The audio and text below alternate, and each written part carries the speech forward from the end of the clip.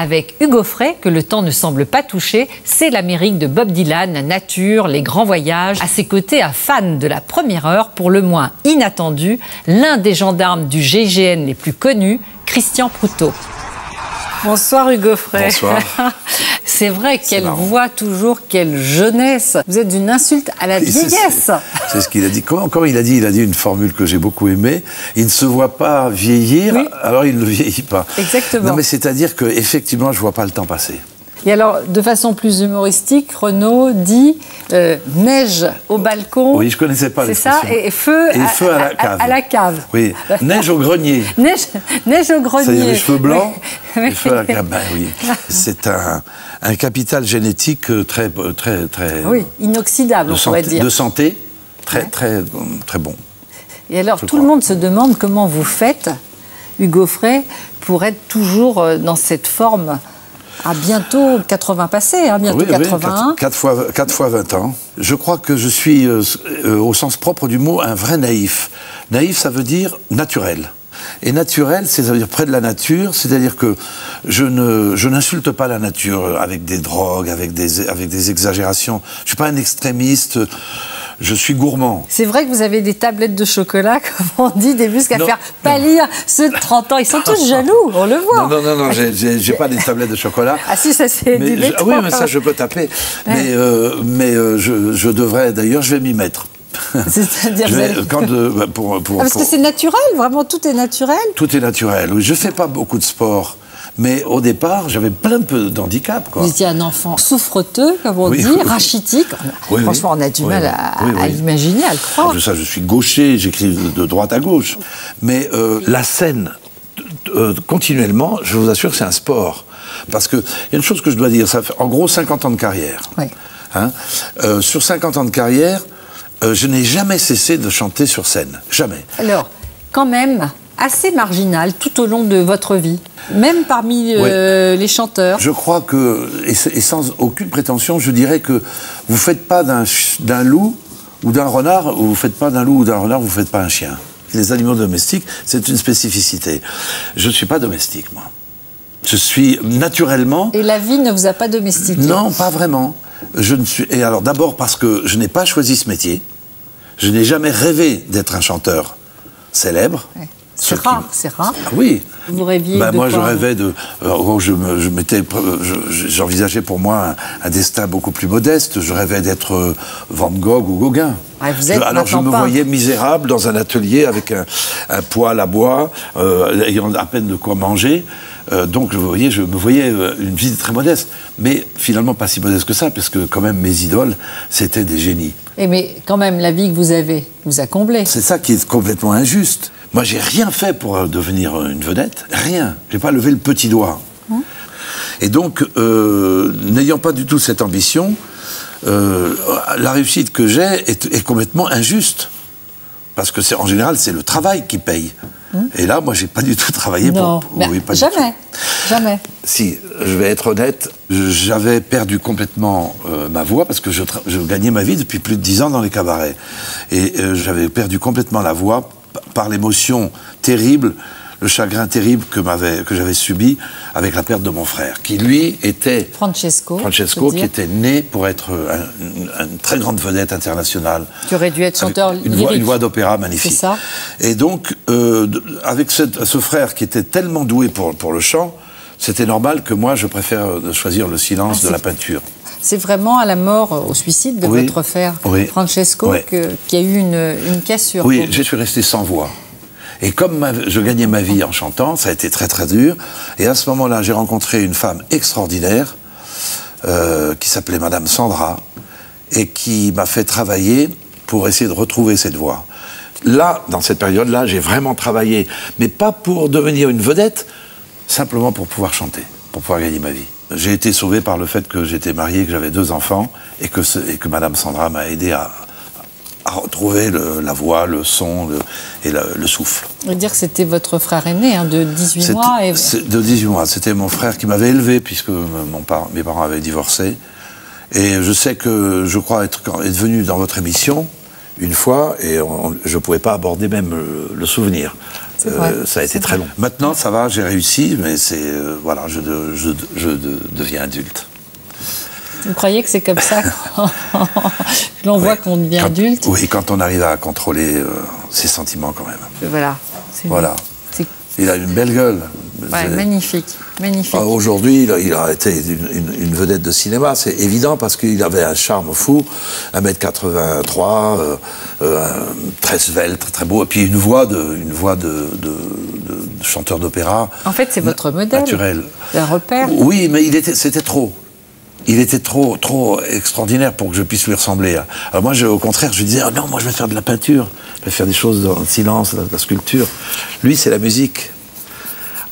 Et alors assez extraordinaire. Alors que je n'avais jamais parlé de quoi que ce soit, je m'amusais à pianoter.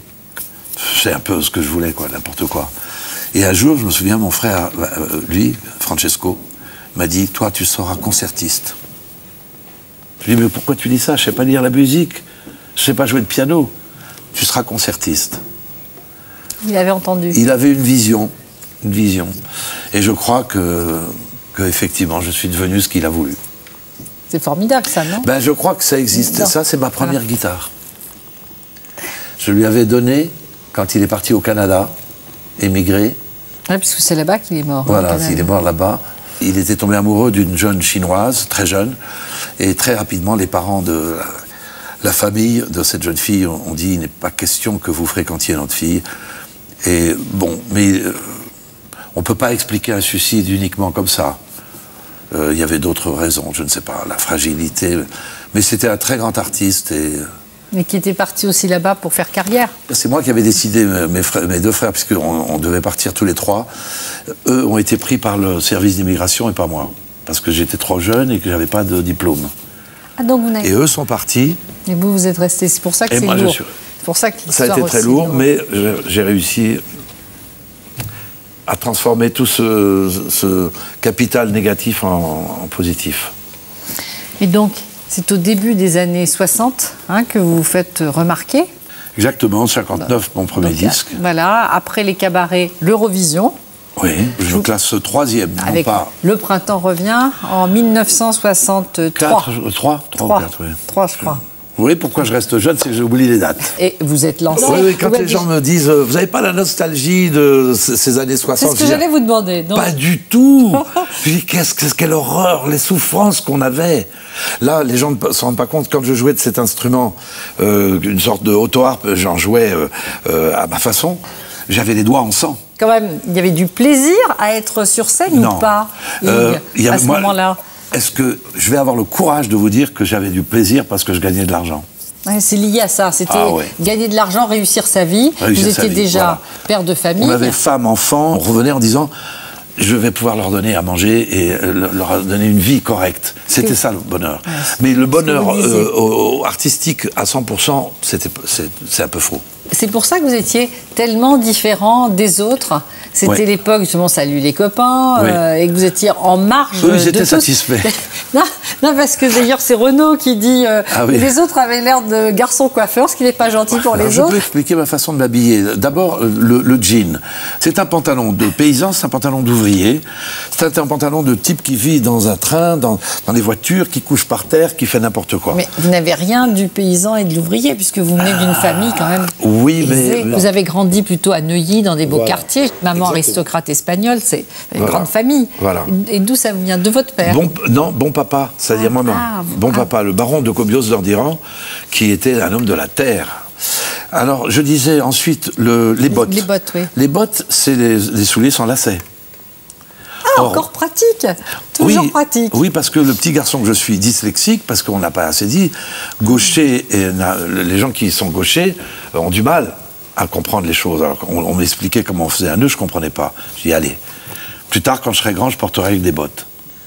Et puis, derrière ce symbole pratique, il y a aussi un symbole philosophique. Les nœuds.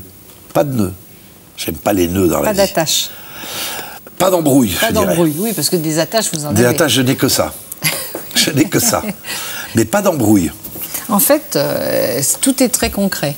Très concret. Les vêtements, gagner de l'argent au départ pour assurer donc vie de famille, parce que marié très jeune, vous êtes marié à quel âge? Le pas du... Je me suis marié à 22 ans. Et le premier enfant? Premier enfant. Vous en avez deux avec Hélène? 23 ans, 24 ans.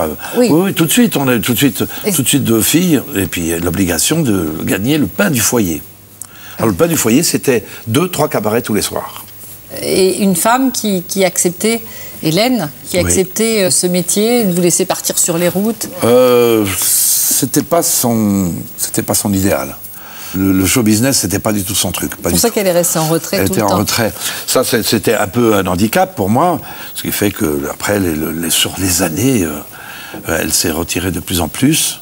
Puis voilà, mais moi j'ai continué à faire la route. Et puis aujourd'hui, j'ai une jeune compagne qui s'appelle Muriel. Ça fait quelques années maintenant. Oui, et qui est une muse qui m'inspire, qui me donne beaucoup d'énergie, qui m'inspire, qui m'accompagne sur la route. Finalement, aimé de 2 femmes, c'est ce qui fait que vous êtes si jeune. Oh, mais si j'étais aimé que de 2 femmes, ça serait bien. Non, mais... Quel sex symbole! Mais non. Mais comme tous les chanteurs. Et est-ce que vous avez connu, vous, Hugues, la période où les filles étaient complètement déchaînées? Ah oui, c'était... Bah oui, ça c'était... les années 70. Les années 70. 70 à 80, c'était... Les années après 68, quoi. La libération sexuelle, etc. Bon, ça paraissait normal à l'époque. Et certaines de vos chansons ont changé la vie de vos fans.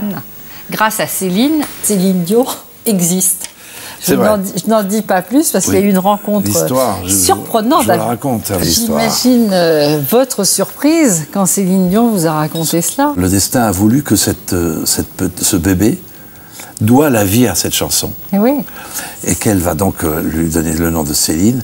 Et que finalement, Céline Dion va être elle-même, toute sa vie, tout son destin sera d'être une chanson. Il vous arrive d'autres histoires comme celle-ci que le public vienne vous raconter? Voilà, cette chanson a été... Tous les jours, je reçois du courrier avec des gens qui me disent, m'avaient aidé à vivre, à survivre. Et ces témoignages, je les garde évidemment, parce que forcément on se pose des questions. Moi qui ne voulais pas être chanteur, moi qui n'ai jamais cherché la célébrité, je me suis souvent demandé, parce que j'ai vu des gens avoir beaucoup plus de succès, vendre beaucoup plus de disques, voilà. Et je me dis, est-ce que ce que tu as fait, c'était vraiment utile? Et c'est quand je vois ce courrier que je me dis, bon avoir finalement, ne pas être en tête des palmarès ou comment on appelle ça, des hit parades, ne pas être le plus grand vendeur, tout ça, c'est pas très grave, mais avoir pénétré dans le cœur des enfants, avoir fait chanter les enfants et avoir redonné du courage à ceux qui n'en avaient plus, c'est le seul titre de gloire. Alors vous avez été, Hugues Aufray, l'un des premiers chanteurs pour les causes humanitaires. Ce spectacle, c'était organisé par Harry Belafonte pour la lutte contre le racisme. Et surtout en présence de Martin Luther King. Bien sûr, pasteur américain, mort assassiné. C'est le sommet de ma carrière. À l'époque, je ne réalise pas. Mais regardez, entre mon sourire et son sourire, il y a quelque chose que je ne peux pas oublier. Parce que maintenant, chaque fois que je le vois prononcer son fameux discours « I have a dream », je ne peux pas m'empêcher d'avoir les larmes. C'est comme ça. Et c'est votre plus grande fierté? Moi, la lutte contre le racisme, je l'élargis, non seulement, c'était pas que le blanc contre le noir, c'est pas le musulman contre le juif, c'est le jeune contre le vieux ou le vieux contre le jeune, c'est l'intelligent contre l'imbécile, c'est toutes les ségrégations, toutes les exclusions. C'est vraiment le thème qui me révolte le plus de tous les mensonges qui nous entourent et qui font que les hommes se haïssent. En général, la haine, elle se nourrit du mensonge. Et le racisme, c'est un mensonge. Alors, véritable passionné quand même. Ah oui. Passionné par la vie, passionné par des tas de choses. Le cheval, bien évidemment. Et puis surtout, vous avez renoué avec vos premières amours, la sculpture et la peinture. Voilà, il y a 10 ans. Bonsoir, Christian Proto. Ravi de vous recevoir. Alors, juste pour vous présenter, c'est vous qui avez fondé, il y a 35 ans, l'unité d'élite de la gendarmerie nationale, le GIGN. En 1973, oui. En 1973. Voilà. Et alors, en commun l'un et l'autre, la musique et principalement donc la musique du Gaufret. Vous êtes vraiment un fan de la première heure? Absolument, oui. J'ai commencé à chanter du Gaufret à 16 ans. J'étais éclaireur de France à cette époque-là. Et vous étiez près des feux de bois. Voilà. Et qu'est-ce que vous aimez, vous, dans les chansons du Gaufret? J'aime ce côté qui rassemble, parce que les chansons, on les chante tous. Donc ça, c'est important. Au GIGN, on partait s'entraîner sur le terrain et ils mettaient toujours ma guitare dans la voiture. Donc il y avait... Vos copains du GIGN. Tout mon personnel. Enfin, on partait jamais sans la guitare. Et ils connaissaient tout ce répertoire de Hugues. Et puis, c'est vous qui leur avez appris? Non, ils le connaissaient. Non, ils le connaissaient, tout le monde connaissait. Tout le monde le connaissait. Céline, Hasta Luego, ils les connaissaient tous, ces chansons. Comment vous expliquez que vous plaisiez à ce point militaire? On a chacun... Vous qui, quand même, parce que Dylan n'était pas vraiment... Bob Dylan n'aimait pas trop, quand même, les militaires. Ouais, ça serait... C'est trop simplificateur, non, mais ce genre bien de sûr, bon, mais Bob Dylan est un homme de paix. Et moi, je continue à dire que les militaires sont là pour maintenir la paix. Vous avez fait votre service militaire? Absolument. Dans le 27e bataillon de chasseurs alpins, je suis très fier. Oui, il est très fier. Oui. J'ai terminé comme caporal-chef. C'est amusant de l'entendre parce que vous, que l'on prénomme un peu le loup solitaire, marginal, plutôt seul et tout, finalement, vous aimez bien l'équipe. Oui, j'aime. J'aime rentrer. C'est-à-dire que moi, j'aurais tendance... La meute, moi j'aime bien la meute. Ah oui, c'est le paradoxe total. Non, c'est pas le paradoxe. Mais chef dans la meute. Quand même, hein? Peut-être le dominant, mais pas le chef. Le dominant, quand même. Quand on vous voit l'un à côté de l'autre, il passe vraiment pour un timide, hein, à côté. Oui. Mais c'est intimidant. Non, mais quand je commande, je ne le suis pas. Je me doute. C'est dur d'être au GIGN. Ça se mérite. Ça se mérite. Cela dit, quand on le voit, franchement, il pourrait en faire partie. Hein, comme il faut que je perde quand même quelques kilos. Non, mais... Je me suis vu tout à l'heure, je dis, il va falloir que je perde des kilos. Là. Non, mais il est taillé pour. Il est taillé pour, et c'est sûr que c'est quelque chose qui lui aurait plu, parce qu'il y a au GIGN et à travers les valeurs que défend Hugues dans ses chansons, il y a quand même d'abord le fait que les hommes sont fédérés autour d'idées fortes. Il dit tout. Il parle des hommes, il parle de l'amitié, il parle de l'amour, il parle de la nature. Quelle est votre, d'ailleurs, chanson préférée? Ou Debout les gars, par exemple, tous les gens. Ah bah ça ne m'étonne pas qu'on chante ça au groupe, dans la gendarmerie. J'ai du respect. Debout les gars, réveillez-vous. Oui, absolument. Il y a une chose aussi, mais qu'il faut dire, c'est que, connaissant Christian Proutot, j'ai découvert un homme d'une grande modestie, d'une grande gentillesse, un vrai gentil. Fragile même dans son intérieur. Le chef du GIGN pendant longtemps est un sentimental. Il est un cœur fragile. Chronique, c'est vrai. Oui. Alors comment vous êtes rencontrés? Eh bien, moi j'avais un ami qui est un des plus grands restaurateurs de voitures anciennes. Il dit mais moi je connais très bien Hugues Gaufret, si tu veux, on va pouvoir le rencontrer. Et il m'a amené à un de ses spectacles, on s'est vu et tout de suite. Vous avez sympathisé. On a sympathisé, oui. Les atomes crochus, oui. Alors vous avez apporté, ça c'est formidable, oui, tous les deux vos guitares. Oui, on a apporté des guitares. Oui. Qu'est-ce que vous allez chanter? Moi on voulait chanter Stewball. Oui. Vous allez vous asseoir sur le rebord, ça sera mieux. Il s'appelait Stewball, c'était un cheval blanc. Il était mon idole. Et moi j'avais 10 ans. Notre pauvre père, pour acheter ce pur sang,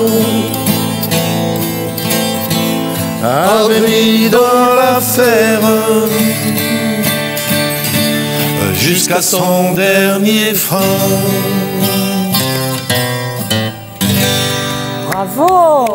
Bravo à tous les deux.